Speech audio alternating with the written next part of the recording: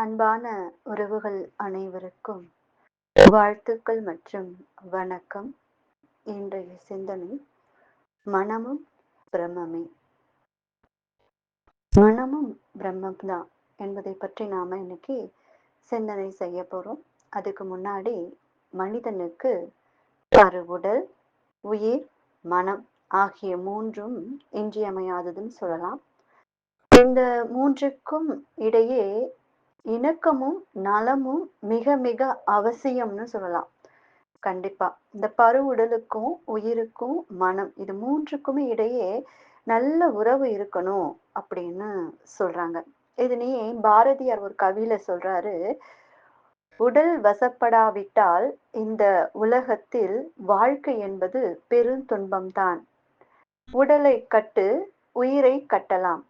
உயிரை கட்டு, உள்ளத்தை கட்டலாம் என்கிறார். அழகா சொல்லியிருக்காரு. இந்த உடல் நம் வசப்படாவிட்டால் இந்த உலகத்தில் நமக்கு பெரிய துன்பம் தான். ஏன்னா உடல் நல்லா இருந்தா தானே நம்ம வசமா இருந்தா தானே அதில் நோய் என்பது இருக்கே இருக்காது. தொடர்ந்து நோய் வந்துகிட்டே இருந்தா நமக்கு என்ன வரும்? துன்பம் தான் வரும். அதே மாதிரி இந்த உடலை கட்டி நம்ம உயிரையும் கட்டணும் அப்படின்னு சொல்றார். உயிரை கட்டிட்ட பிறகு இந்த உள்ளத்தையும் நாம கட்டலாம். என்ன அழகா சொல்லியிருக்காரு பாருங்க பாரதியார். கண்டிப்பா. இப்போ இந்த பருவுடல் அப்படின்னு பார்த்தீங்கன்னா, முதல்ல பருவுடல் எடுத்துக்கலாம். பஞ்சபூதங்களிலால் ஆனது இந்த பருவுடல்.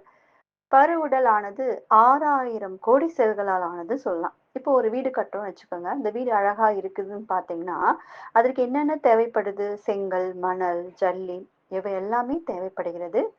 இதில் முக்கியமா என்னன்னு பார்த்தீங்கன்னா, செங்கல் தான் இதனுடைய மூலம்னு சொல்லலாம். அதுபோல நம் பருவுடலின் மூலம் என்னன்னு பார்த்தீங்கன்னா, செல்கள் தான். 4500 கோடி செல்கள் நம் உடல் முழுவதும் உள்ளது.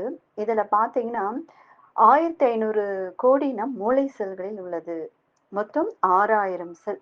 நம் உடல்ல மொத்தமா 6000 கோடி செல்கள். அதுல 4500 நம்மளுடைய உடல்ல, நம்மளுடைய மூளையில மட்டும் 1500 கோடி செல்கள் உள்ளதுன்னு நம்ம தெரிஞ்சுக்கலாம். நம்முடைய பரு உடல் உள்ள செல்கள் உதிரும், மறுபடியும் உற்பத்தியாகும். இதனால்தான் செல்கள் நம் உடல் மூலம் உடலுக்கு மிக மிக அவசியம்னு சொல்லலாம். உடலுக்கு மூலம்னு நம்ம சொல்லலாம் இந்த செல்களை. இந்த பருவுடல் நல்லா இருக்கணும் அப்படின்னா என்ன செய்யணும்? நம்ம விதாத்திரி மகரிஷி ஐயா என்ன சொல்லி கொடுத்துருக்காரு? உடற்பயிற்சி செய்யணும். அதுக்கப்புறம் சாத்வீக உணவு, ஆரோக்கியமான உணவு நாம எடுக்கணும்னு சொல்லியிருக்காங்க.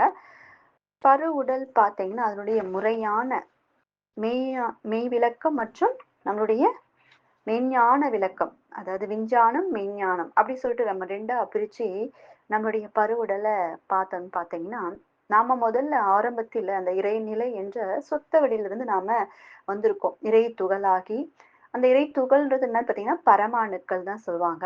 விண், அதுக்கடுத்து பார்த்தீங்கன்னா இறை துகள்ல இருந்து அடுத்தது விண், அந்த பரமாணுக்கள் இருந்து அடுத்தது உயிர் துகள்கள்.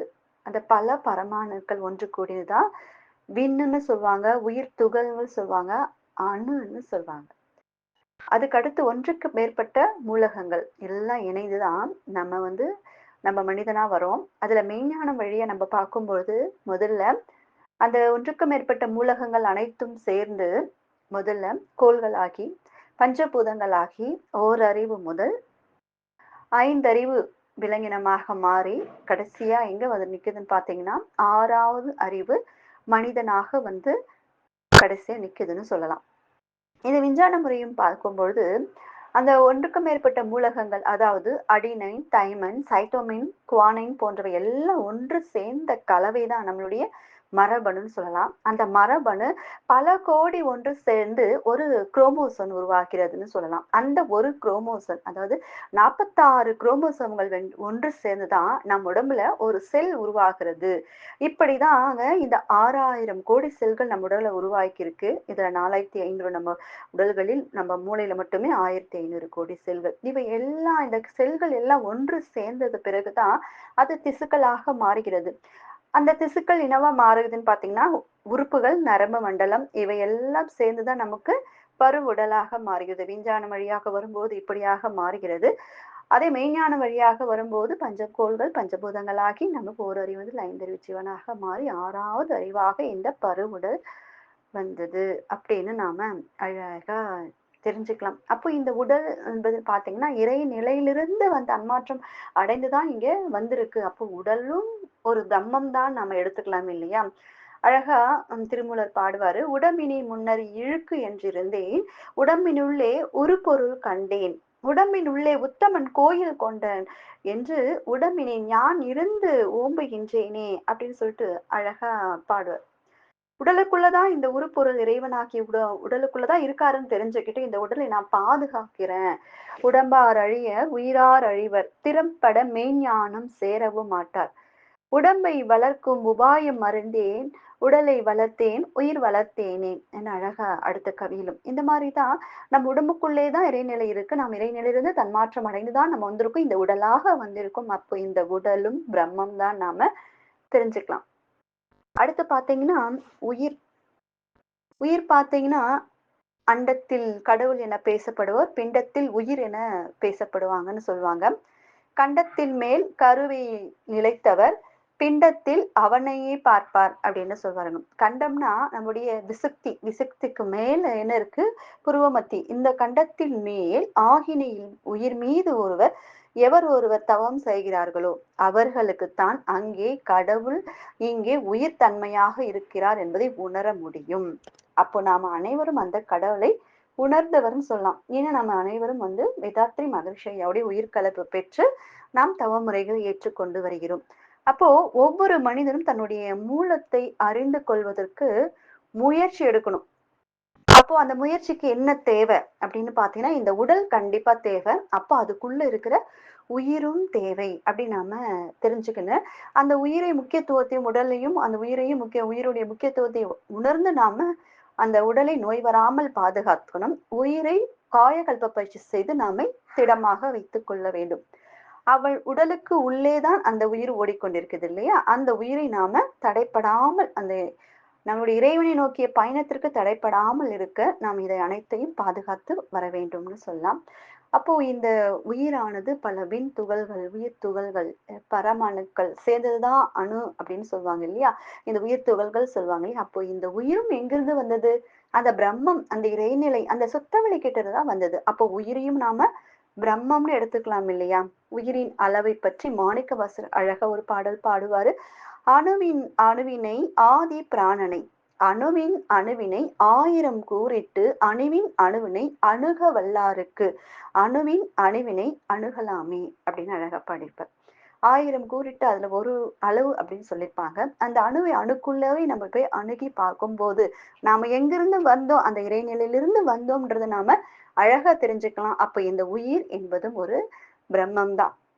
ஆக்சுவலா நம்ம வாழ்க்கை என்னன்னு பாத்தீங்கன்னா ஒரு செக்கு மாடு மாதிரிதான் வாழ்க்கை நம்ம வாழ்ந்துட்டு இருக்கோம். ஏன்னு நீங்க கேட்கலாம். இப்போ ஒரு செக்கு பாத்தீங்கன்னா செக்கு ஆட்டுற மிஷின் இருக்கு இல்லைங்களா? அதுக்கு முன்னாடி எல்லாம் மாடு வச்சு இது பண்ணுவாங்க, கட்டி விடுவாங்க. அந்த மாட்டுக்கு முன்னாடி அந்த செக்குல ஒரு அழகா ஒரு கீரையை ஏதோ ஒண்ணு தொங்க விட்டுருவாங்க. அகத்திக்கீரை தொங்க விட்டுருவாங்க. அந்த மாடு என்ன பண்ணும் பாத்தீங்கன்னா அந்த செக்கு ஆன் பண்ணி விட்டோம் அந்த செக்கு சுத்த ஆரம்பிக்கும் போது அந்த சுத்திட்டே இருக்கும்போது முன்னாடி அந்த கீரை போயிட்டே இருக்கும். அந்த மாடு என்ன செய்யும் பாத்தீங்கன்னா, அந்த கீரையை நம்ம சாப்பிட்டுடலாம் அப்படின்ற ஆசையோட அந்த செக்கு அப்படியே சுத்தி சுத்தி சுத்தி சுத்தி சுத்தி வரும். கலக்காவும் நல்லா ஆடி கல்லெண்ணெய் வந்துரும். ஆனா அந்த மாடு கடைசி வரைக்கும் அந்த கீரையை சாப்பிடவே முடியாது. ஆனா கிட்டதான் இருக்கும், பார்க்க முடியும், எல்லாமே செய்ய முடியும். அப்படிதான் நம்ம வாழ்க்கை. இறைவன் நமக்குள்ளதான் இருக்காருன்னு தெரிஞ்சு போச்சு. ஆனா நம்ம செக்கு மாடு மாதிரி இந்த வாழ்க்கையில நம்ம சுத்தி திரிஞ்சுக்கிட்டே தான் இருக்கிறோம். இன்னும் நம்ம பிறப்பு இறப்பு சங்கலில தான் இருக்கோம். இன்னும் நம்ம மாற்றம் வரலைன்னு நம்ம சொல்லலாம். அழகா தாயுமானவர் ஒரு பாடல் பாடுவாரு. உலகத்தை உருட்டி திரட்டிய அவன் எனக்கு உயிர் கொடுத்தவன். யார்? இறைவன் தானே. உலகத்தை உருட்டி திரட்டிய அவன் எனக்கு உயிர் கொடுத்தவன். அகத்தினுள்ளே அகத்தவனை உணராததால் வாழ்க்கை எனும் சக்கரத்திலே என்னை செக்குமாடாய் சுழற்றி அவன் அகத்தினுள்ளே அகத்தவனை உணராததால் இடுகாட்டில் பிணமாகி மீண்டும் ஒரு விதையில் பிறந்து வந்தேன். அகத்தினுள்ளே அகத்தவனை உணரேனே பராபரமே. என்ன அழகுல! வாழ்க்கை எனும் சக்கரத்துல அந்த செக்கு மாடு எப்படி சுத்தி சுத்தி வந்துட்டு இருக்கோ அதே மாதிரிதான் நான் வந்து செக்கு மாடு மாதிரியே தான் நாம என்ன பண்றோம் வாழ்க்கையில பிறப்பு இறப்பு சங்கடியில சிக்கி தவிச்சு கொண்டே சுத்தி கொண்டே இருக்கிறோம். மீண்டும் மீண்டும் இடுகாட்டில் பிணமாகி மீண்டும் நாம் ஒரு அம்மா வயித்துல போய் பிறந்து மறுபடியும் வந்துட்டே இருக்கோம். என்ன இது பாத்தீங்களா? அந்த அகத்தவணை உணரவே இல்லையே அப்படின்னு சொல்லிட்டு இவ்வளவு அழகா தாயுமானவரும் பாடல் பாடுகிறார். இதுக்கு தான் நாம என்ன பண்ணோம், குருவை பிடிக்கணும். நமக்கெல்லாம் அழகா நம்ம வேதாத்திரி மகரிஷி ஐயா நம்மளுக்கு கலியுக தெய்வம் அழகா நம்மளுக்கு கிடைச்சிருக்காரு. அந்த குருவை நம்ம கெட்டிமா பிடிச்சுக்கணும். அவர் வழி நம்ம நடக்கணும். அதுதான் உண்மை. சரிங்களா? அப்ப இந்த உயிரும் பார்த்தீங்கன்னா, அங்கிருந்து தான் வந்திருக்கு. அந்த விண் துகள்கள், உயிர் துகள்கள்ல இருந்து வந்திருக்கு. அப்ப அதுவும் ஒரு பிரம்மம் தான் நாம தெரிஞ்சுக்கலாம். அடுத்து பார்த்தீங்கன்னா, மனம். மனம் என்பது ஒரு மனம் என்றால் என்ன? நம்ம என்ன தெரிஞ்சுக்கிட்டு இருக்கோமா? கண்டிப்பா இல்ல. இப்போ ஒருத்தர பார்த்தீங்கன்னா, "ஏய் இவன் தங்கமான மனசுக்காரன்யா" அப்படின்னு சொல்லி நம்ம கேள்விப்பட்டிருக்கோம். தங்கம்னா இப்ப தங்கம் விக்கிற வழியில ஒரு மனுஷன் தங்கமா இருக்கான்னா, எப்படி அவன் அவன் மனசு தங்கம்னா எப்படி விடுவாங்களா? பார்த்துக்கங்க. அப்போ மகரிஷி மனம் பற்றி அழகா ஒரு கவியை சொல்றாரு. "மனம் என்பது இயற்கையின் மாபெரும் நிதியலோ" மனம் என்பது இயற்கையின் மாபெரும் நிதி அப்படின்னு சொல்றாரு. மனம் அதை உயர்த்தினால் மட்டில்லா இன்பமாம். மனம் அதை தாழ்த்தினால் மயக்கத்தில் துன்பமாம். மனதிலே உலையெல்லாம் மற்ற எங்கே நீங்கள் தேடுவீர் என பாடுகிறார். பாருங்க, மனதில் தான் எல்லாமே இருக்கு. நீங்க மனதை பத்தி தெரியாம மனதில் தான் எல்லாமே இருக்கு. அதை உயர்த்தீங்கன்னா அதுதான் இன்பம், தாழ்த்துனீங்கன்னா அதுதான் துன்பம். என்ன அழகா சொல்றார். மனதிலே தான் இருக்கு.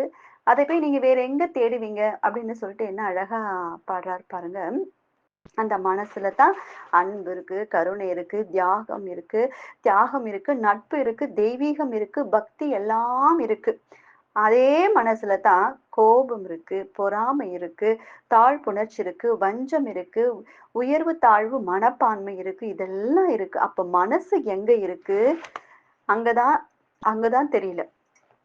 அதனால தான் சிவவாக்கியர் சொல்றாரு, "எண்ணிலே இருந்த ஒன்றை ஞான் அறிந்தது இல்லையே, எண்ணிலே இருந்த ஒன்றை ஞான் அறிந்த கொண்டபின், எண்ணிலே இருந்த ஒன்றை ஞான் காண வல்லேரோ, எண்ணிலே இருந்து இருந்து நான் கண்டு கொண்டேனே" அப்படின்னு சொல்லிட்டு அழகா பாடியிருக்கார்.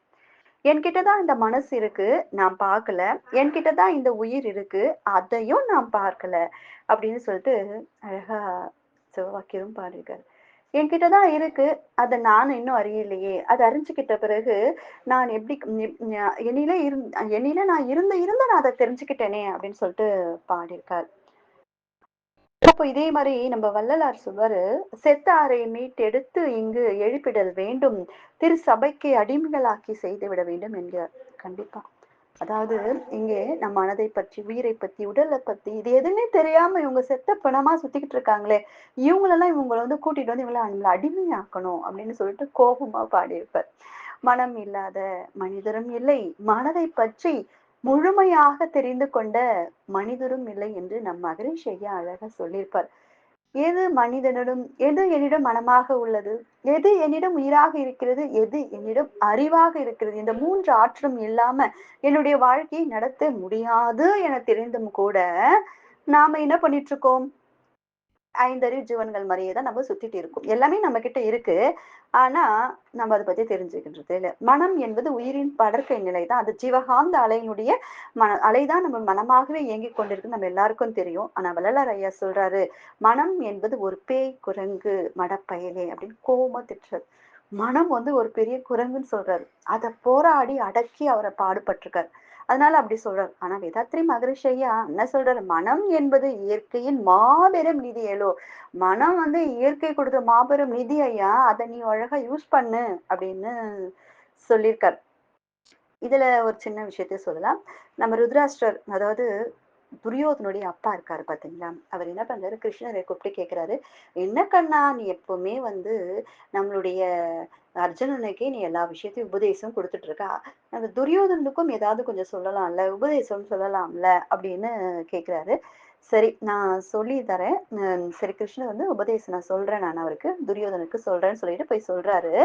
அப்போ துரியோதனன் என்ன சொல்றாரு பாத்தீங்கன்னா, "இந்த பாரு கண்ணா, எனக்கு எது நல்லதுன்னு தெரியும். எது கெட்டதுன்னு தெரியும். எது தர்மம்னு தெரியும். எது அதர்மம்னு தெரியும். எது செய்தால் புண்ணியம்னு தெரியும், எது செய்தால் கர்மம் என்று தெரியும். ஆனா செய்ய முடியல. நான் செய்யவும் மாட்டேன். அப்போ அங்க அர்ஜுனன் இருக்கான் பாரு, அவன்கிட்ட போய் சொல்லு. ஏனென்றால் அவனுக்கு நல்லது தெரியாது, கெட்டதும் தெரியாது. எது செய்யணும்னு தெரியாது, எது செய்யக்கூடாதுன்னு தெரியாது என்கிறார் துரியோதனன். அவன்கிட்ட போய் நீ சொல்லு அப்படின்னு சொல்றாரு. ஏன்னா அர்ஜுனன் பாத்தீங்கன்னா எனக்கு எதுவுமே தெரியாது பார்த்தா, நீ மட்டும்தான் எனக்கு போதும், நீ இருந்தாவே நான் ஜெயிச்சிடுவேன், நீ மட்டும் எனக்கு வா, உன்னுடைய படைபலங்கள் எனக்கு எல்லாமே அர்ஜுனனுக்கே கொடுத்துரு, எதுவுமே வேணாம், நீ மட்டும் வா கண்ணா, நான் உன்னுடைய சரணாகதி அடைகிறவன நீ பாத்துக்கோ அப்படின்னு சொல்லிட்டு அழகா சொல்வார். அப்போ அதுதான் நம்ம வந்து எப்பவுமே நம்மளுக்கு எல்லாமே தான் தெரியுது. நமக்கு கூட நம்ம எல்லாருமே பார்த்தீங்கன்னா ஒரு விதத்துல துரியோதனன் தான். நமக்கு எல்லாமே தெரியும். எது நல்லது, எது கெட்டது. ஆனா எது கெட்டது, எது கெட்டது தான் நம்ம செய்வோம். நல்லது தெரியும். ஆனா கெட்டது தான் செய்வோம். கவலைப்படக்கூடாதுன்னு மகரிஷியை அகத்தாயில சொல்லி கொடுத்தாரு. ஆனா கவலைப்பட்டு உட்கார்ந்துட்டு இருப்போம். சினம் செய்தா உனக்கு இவ்ளோ பெரிய கேடுகள் வரும். உன்னுடைய ஜீவகாந்தம் செலவாகும்னு சொல்லியிருக்காரு. ஆனா சினம் பட்டுட்டே தான் இருக்கும். அப்போ நாம எல்லாரும் என்னன்னு பாத்தீங்கன்னா, அந்த ஒரு வகையில துரியோதனன் மாதிரிதான். சரி, இந்த மனசு பாத்தீங்கன்னா நம்ம வீட்டுக்கு ஒருத்தருக்கு வராங்கன்னு வச்சுக்கோங்களேன். நம்ம என்ன பண்ணுவோம்? வீடு அழகா சுத்தம் படுத்தி அழகா வச்சுப்போம் இல்லையா? ஆனா நம் மனசுக்குள்ள இறைவன் வந்து குடிபுகும் வரும்பொழுது நாம் எப்படி அதை குப்பை தொட்டியா வச்சிருக்கலாமா? நம்ம தான் யோசிக்கணும்.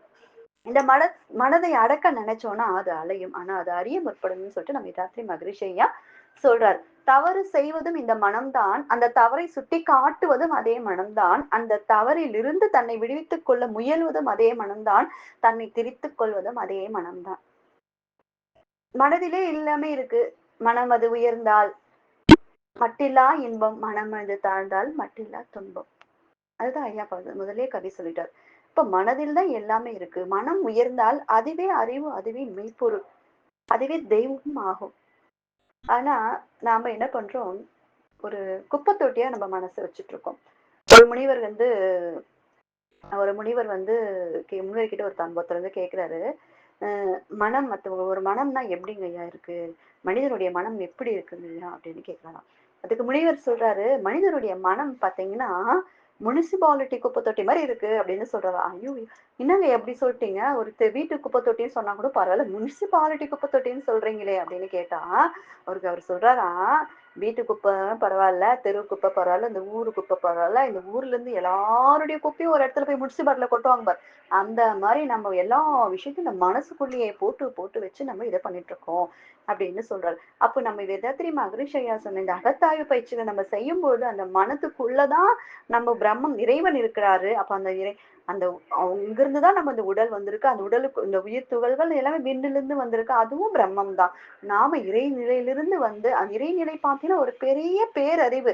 அதுல இருந்து ஒரு சின்ன அறிவு, ஒரு துண்டுப்பட்டு வந்திருக்கும் அப்படின்னு சொல்வார் வேதாத்திரி மகரிஷி ஐயா ஸ்பீச்ல சொல்வார். அந்த பெரிய அந்த பெரிய அறிவிலிருந்து ஒரு சின்ன பின்னமா நீ வந்திருக்க.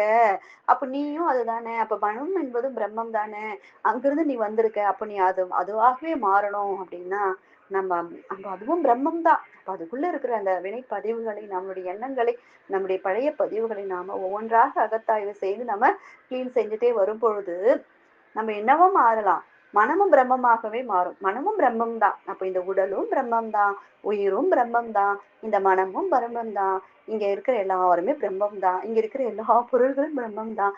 இந்த ஒவ்வொரு பொருளிலும் எல்லாமே அணுத்துகள்களின் கூட்டு.